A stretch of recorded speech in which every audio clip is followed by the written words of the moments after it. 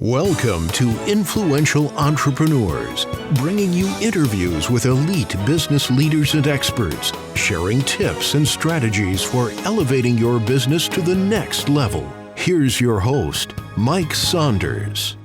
Hello and welcome to this episode of Influential Entrepreneurs. This is Mike Saunders, the Authority Positioning Coach, and today we have with us Jim Billington, who's the Managing Director of Wealth Pilots, and we'll be talking about the 5 risks of retirement.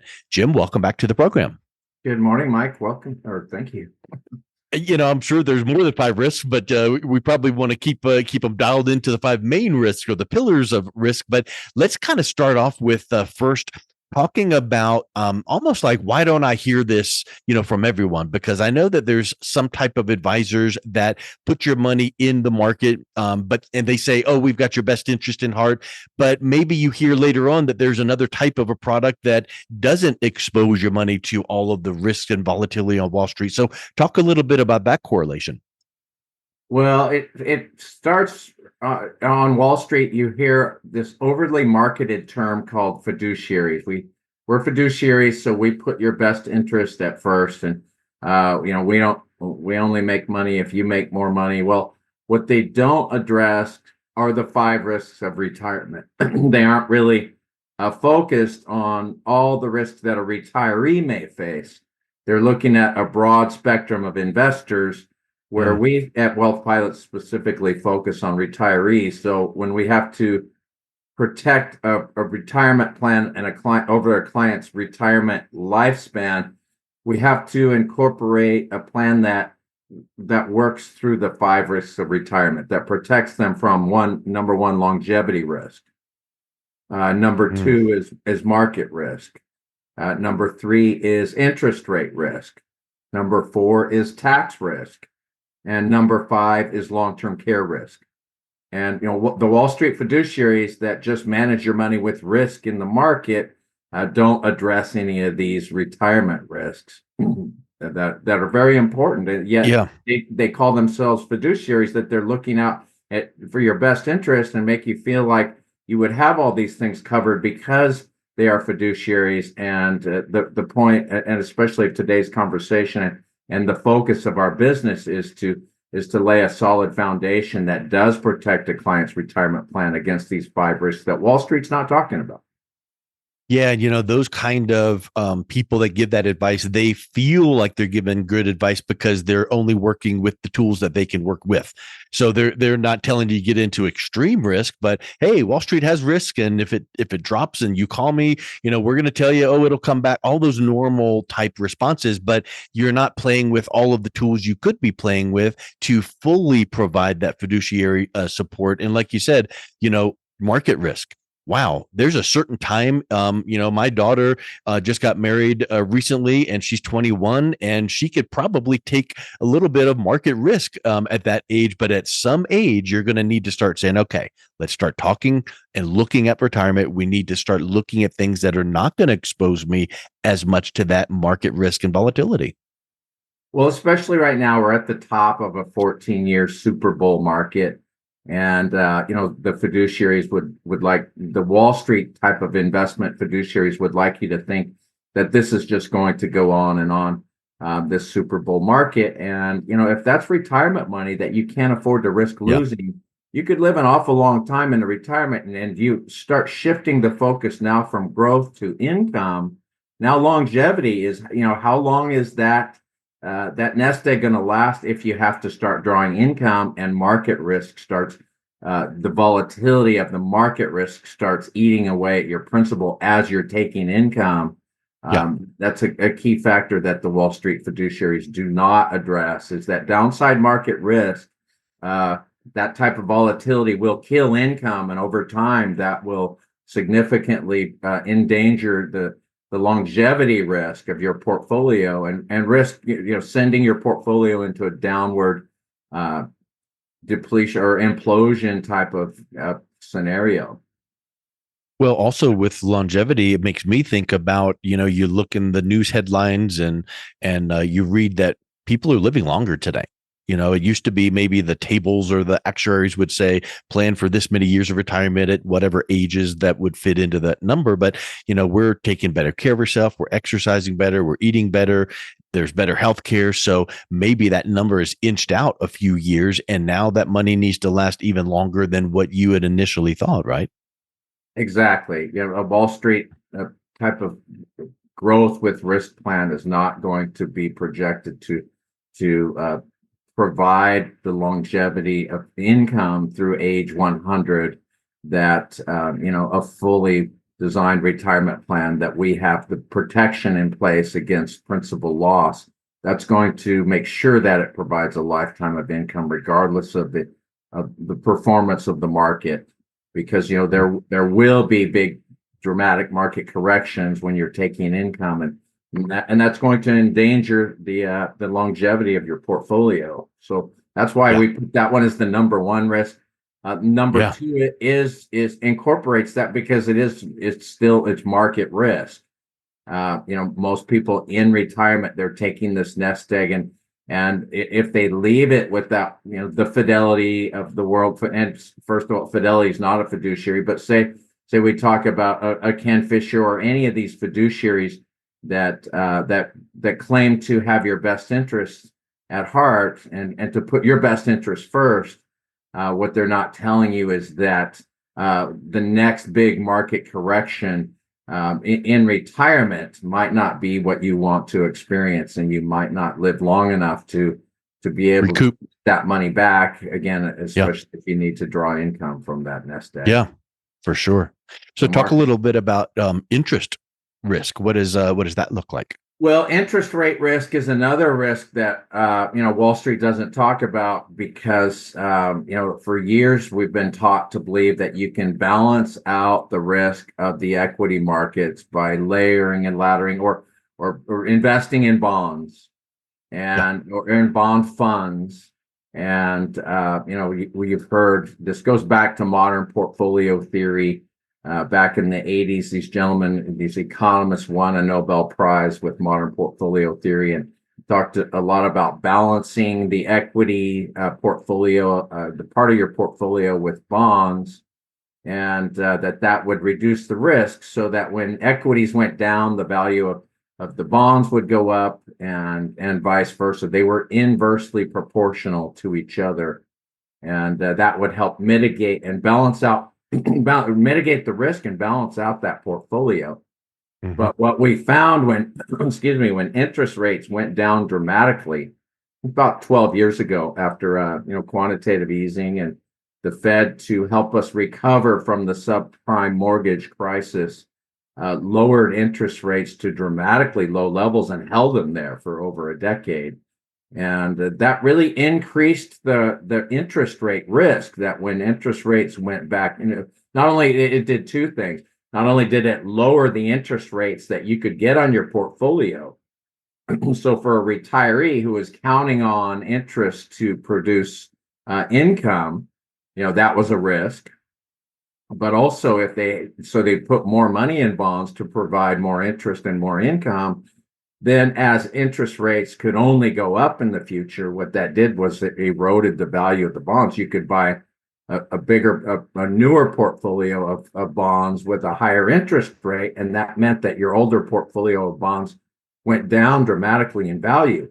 And we saw that happen last year. Last year was the worst year on record for bonds in the United States history. Corporate bonds. It's kind of like if you push down, like a seesaw, if you push down on one area, another area is going to pop up a little bit, I would suspect.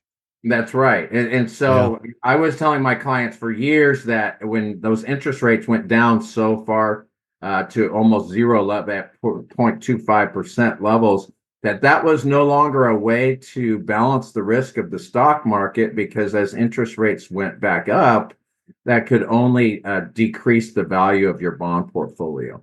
And for every 1 point that interest rates go up, your bond portfolio could go down by as much as 5 or 10% in principal value.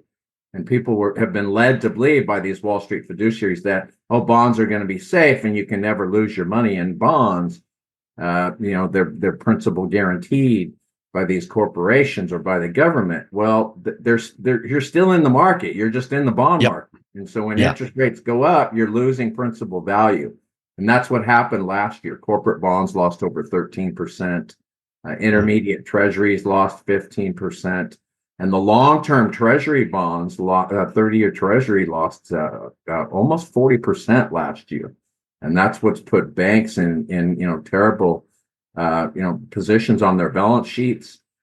There's hundreds of billions of dollars of net unrealized bond losses from these 500% interest rate hikes that we saw in 2022.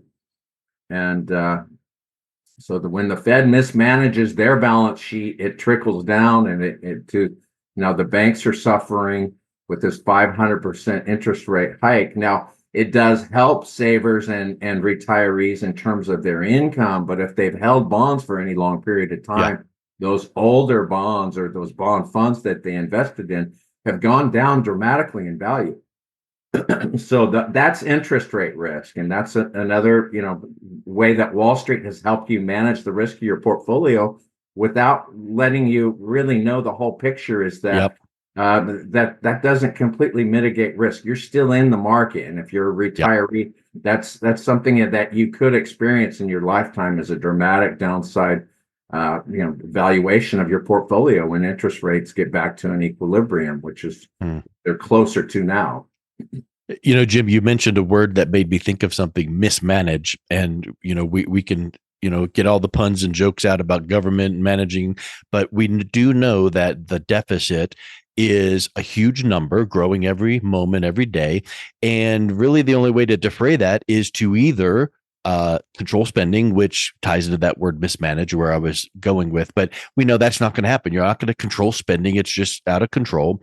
Or how are you going to close that gap? Raise taxes. So that leads then to another risk that you mentioned, is the risk of tax. And I know a lot of people feel like, oh, in retirement, I'll be in a lower tax bracket, but there's no guarantee of that. So how do you advise your clients in that realm?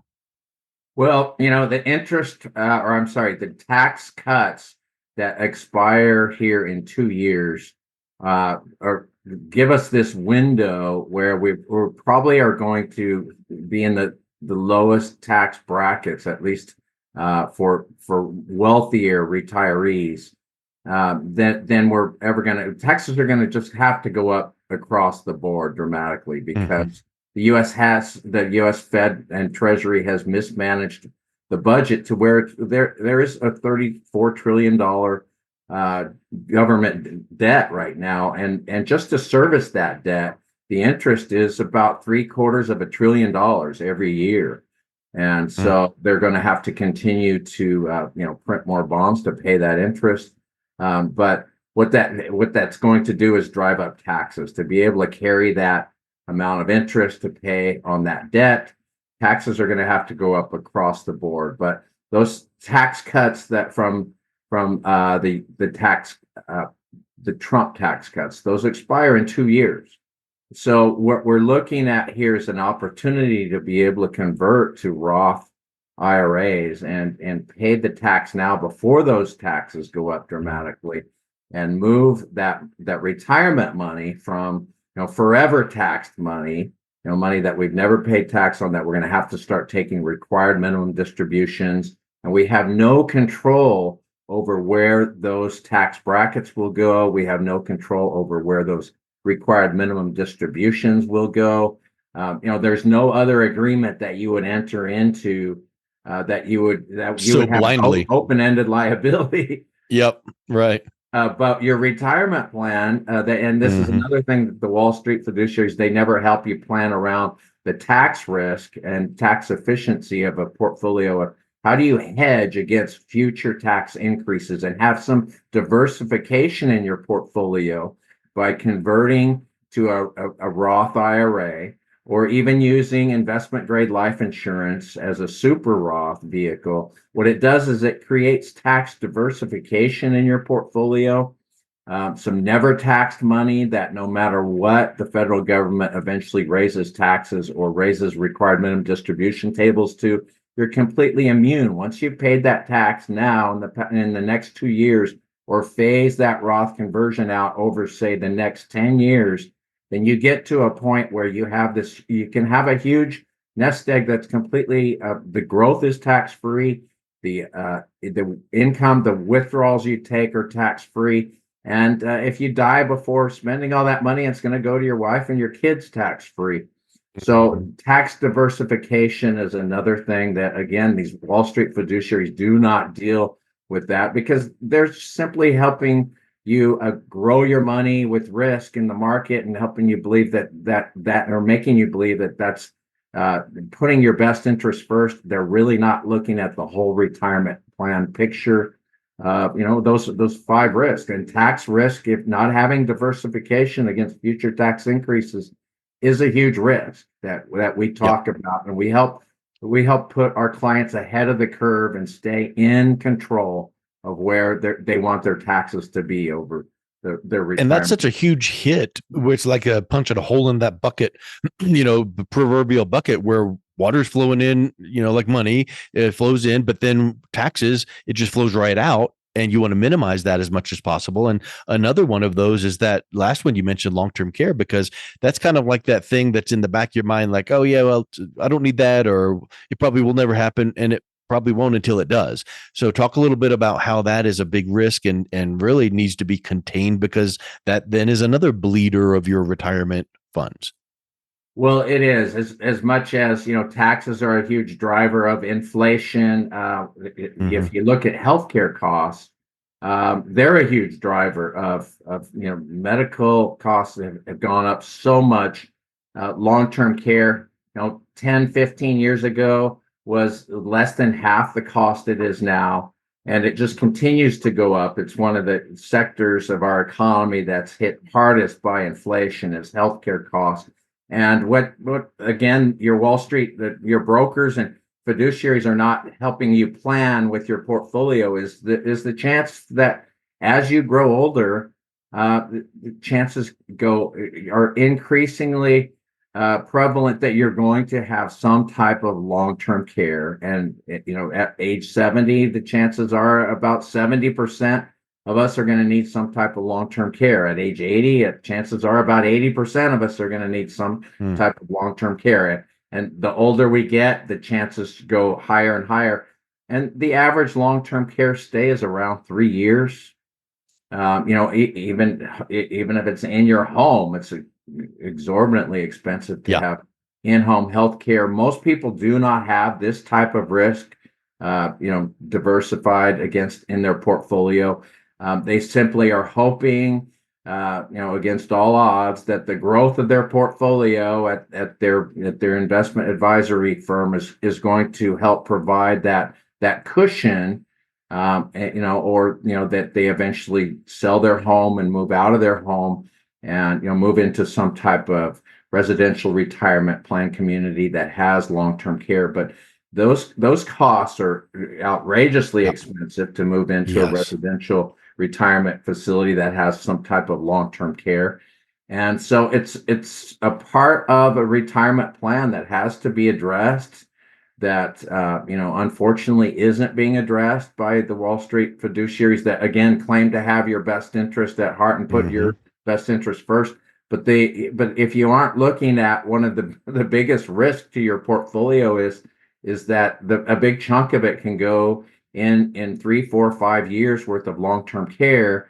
And that feeds into all the other risks too, because if taxes are going up and the market's going down and you're losing money in other places as you're experiencing a catastrophic health crisis. For example, both of my parents had catastrophic illnesses while the market was going down. My father in 08, 09 lost just millions and millions of dollars in the meltdown as he had advanced cancer, and that accelerated his decline in his health just because of the damage to his psyche, that he had stayed in the market too long with his retirement, and now a catastrophic illness compounded and the expense. He didn't get really the care that he should have got because he was so sorry about all the money he was losing in the market, even though he still had millions to pay for the care. that he had, that care was very expensive, and he didn't feel like spending that money because Hmm. he had lost so much in the market by staying with his brokerage firm too long. And so all of these risks really feed into each other and compound, and until you've seen it happen. Same thing with my mother. She was at Fisher Investments and she had over $3.5 million, and just took it for granted that because they're fiduciaries that they'd always be looking out for her best interest, and she was so well diversified that she didn't have to worry about anything. But what we didn't know was later in life, her long-term care expenses went over 15 to $18,000 a month. That Good ended night. up being end of life care at the same time that COVID hit, and her portfolio melted down over $300,000 as we were Wow. taking distributions of $18,000 a month to pay for her end of life care. So, all these things can feed into each other. The downside market risk for staying in, trusting that fiduciary to watch out for her nest egg, and having the market take a huge bite out of her portfolio at the same time, having, later in life, having the catastrophic illness. Not only does the health of the person go down dramatically when they're losing money in their portfolio, but the whole family suffers. Like, what are we going to do if Yeah. the market keeps melting down, and we have these $20,000 a month end of life care expenses? It becomes quite stressful, and people don't think these things through until they experience them, and they And then find it's too out, late. wow, yeah, wow, Yeah. we should have done something different. We shouldn't have stayed in the market so long and trusted these people who, are these billionaire fiduciaries that tell us that they're putting our best interest first, and in reality, they really aren't watching out for all the risks that a retiree can experience. Well, Jim, I know there's no one single cookie cutter templated solution because everyone's different, but talk a little bit about like one strategy that you would recommend that would help protect against some of these risks. And then we can wrap up with, if people are interested in learning more and seeing how you can, fully cover all of these risks, they can reach out and connect with you. But give us an example of one. Well, we think you should have an overall strategy, Mike, where you partition what the purpose-driven money that needs to create a lifetime of income that is immune from downside market risk. That hopefully, if we can afford to pay some of the taxes and do some Roth conversions, that can diversify you around not only the market risk but also the tax risk, and also they can have a long-term care lifetime income benefits built into these. So there are more advanced annuities, and I don't really like the annuity universe in general, but there are about 1 or 2% of all of the annuities that are out there now. These new fixed indexed hybrid annuities that perform extremely well, that have principal guarantees, that use Mm. options on the upside of the indices in the market. They have lifetime income benefits. They have Roth conversion ability, and they have double that lifetime income for long-term care. So, we believe that you should have a foundation of your retirement portfolio that is guaranteed against lifetime income, but that covers the longevity risk. That covers the principal's guaranteed, so that covers the market risk, uh, because interest rates are not going to affect that lifetime income. You can only increase the level of income if interest rates go up, possibly, and the market goes up. So we're taking into account those three risks of retirement. But then if we were able to do some Roth conversions on those annuities, we can diversify against future tax increases, and that covers the fourth risk, which is tax risk. And then again, they can have those built-in lifetime income Mm.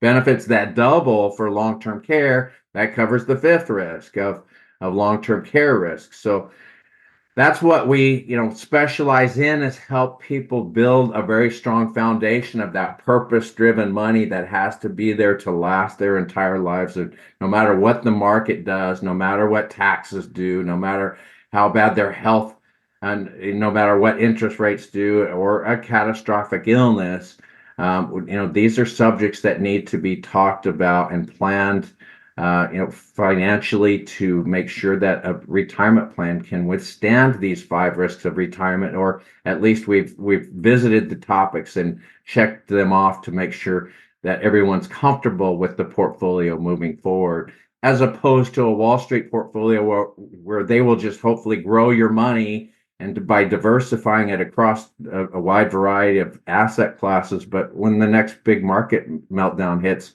you don't have any protection against these 5 risks. Yep. Well, I tell you what, Jim, it's been real enlightening to learn of these points and really eye-opening. So what's the best way someone can learn more and then also reach out and connect with you? Well, we give weekly webinars, several times a month. My website is wealthpilots.net. I have a team of fiduciaries, but not Wall Street fiduciaries. We do have investment advisory capabilities there with Wealth Watch, but we're specifically focused on a total holistic approach, a fiduciary approach to preserve, protect, defend, and grow safely, and protect your retirement portfolio from those 5 risks of retirement that the Wall Street fiduciaries are not talking about. Yes. So it's wealthpilots.net, and you can come to one of our webinars and learn more. We have several of them a month. Excellent. Well, Jim, thank you so much for coming back on today. It's been a real pleasure talking with you. Thanks, Michael. Really appreciate being on today, too. You've been listening to Influential Entrepreneurs with Mike Saunders. To learn more about the resources mentioned on today's show or listen to past episodes, visit www.influentialentrepreneursradio.com.